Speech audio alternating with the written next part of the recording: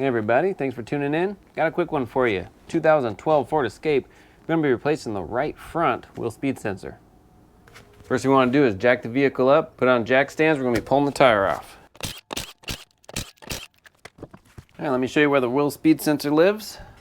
Right behind the rotor, right next to the tie rod. Right there is the wheel speed sensor. That's where it plugs in or bolts into the hub. Then you just follow the wires, comes up. You have a little bracket here we'll pull off, and then this bracket here, and you follow it around, and right there it goes into the fender well. All right, so this is an 8mm.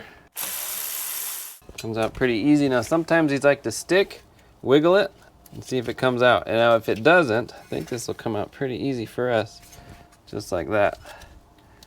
If it does not come out this easy, sometimes getting a flathead screwdriver and just kind of pick on it on the lip and just all around the rim of it and try to get it to pop up. This one was pretty easy actually. Almost. Come on, buddy. You're almost there. You're almost there. Let me get a little screwdriver. Just go straight for a little pry bar.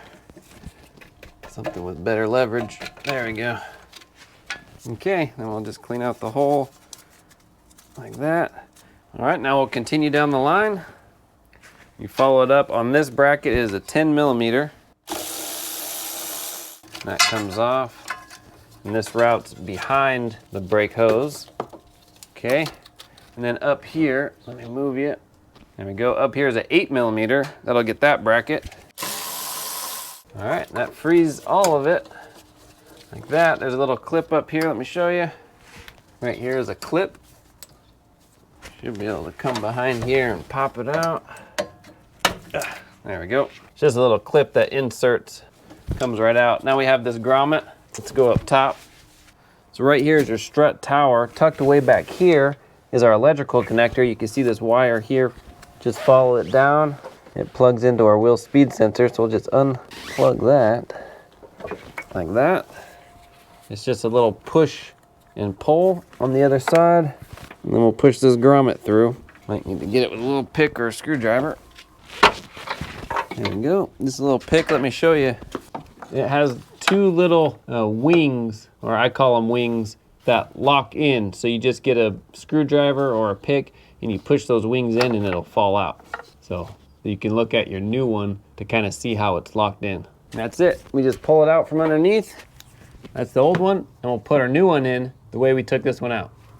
So I want to show you something. In the process of replacing this wheel speed sensor, I noticed that the tone ring is just sitting there wobbling around. You see how that just wobbles around? I believe that was actually what was giving us our code, not the wheel speed sensor. So what I'm gonna do is get an epoxy and we're gonna glue this ring back on. We're just gonna glue it right back in place, let it set. That should be good enough. So what I'm gonna do is reinstall the old sensor and button this back up, take it for a good test drive, but it would make sense that our tone ring was actually the issue in this case. So now with your new wheel speed sensor, we're gonna bring it back around the strut and we're gonna put our grommet in, just like that. We're gonna lock our grommet in. It should snap into place. You should hear it click, just like that. Then we have this retainer here. We will plug that in like that. Just push it in. Perfect. Then we'll come around here. Now we want this behind the brake hose, like that. Perfect. Then we can install our 8mm on the wall here. Perfect. And then this went underneath the brake hose here, like that. Now this can get bolted on. That's our 10mm.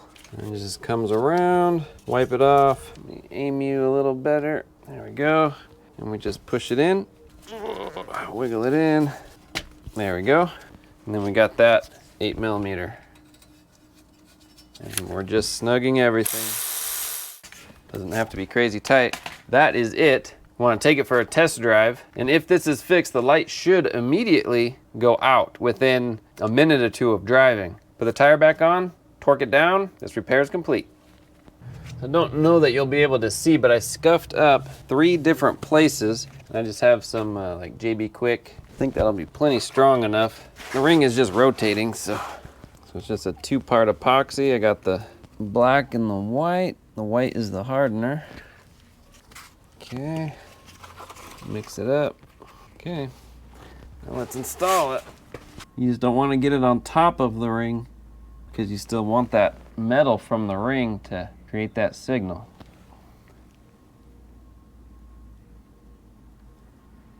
Okay, there's 2 spots there. We got 1 more spot on this side. I think 3 should be plenty.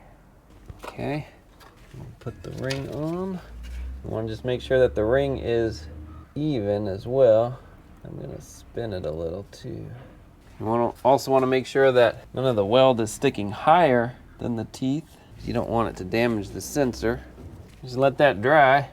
Just let that dry for about 5 or so minutes. Now, if we can't fix it this way, the only other thing you can do is replace the CV axle. So after I applied the glue, I turned that ring a little just to get the glue to spread. And I noticed something, not sure if I can pick it up in the camera. I'll take a picture of it with my phone. But if you look closely, that tone ring is cracked. That's why it's loose on the CV axle. So I'm gonna try this glue idea. If it does not work, then the only other way to fix this is to get a new CV axle. So hopefully the glue works. Crossing my fingers, but we'll see. It takes about 5 to 10 minutes for it to set up enough to take it for a spin. All right, moment of truth. We want wheel speed. So left, let's just narrow it down here. Let's go SPEE, there we go, all the wheel speeds. And that's what the computer uses. Each wheel has its own wheel speed sensor, and it monitors the speed comparison between each one. So all we need is our right front to match the wheel speed of all the other 3, and we're in the clear.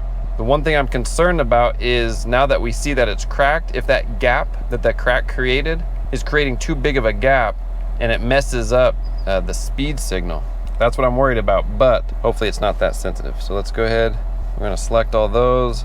We're 0 at the moment. We'll graph it for easy visual. And we'll take it for a spin. Now I'm gonna move this over like that. You guys watch that and I'll watch the road.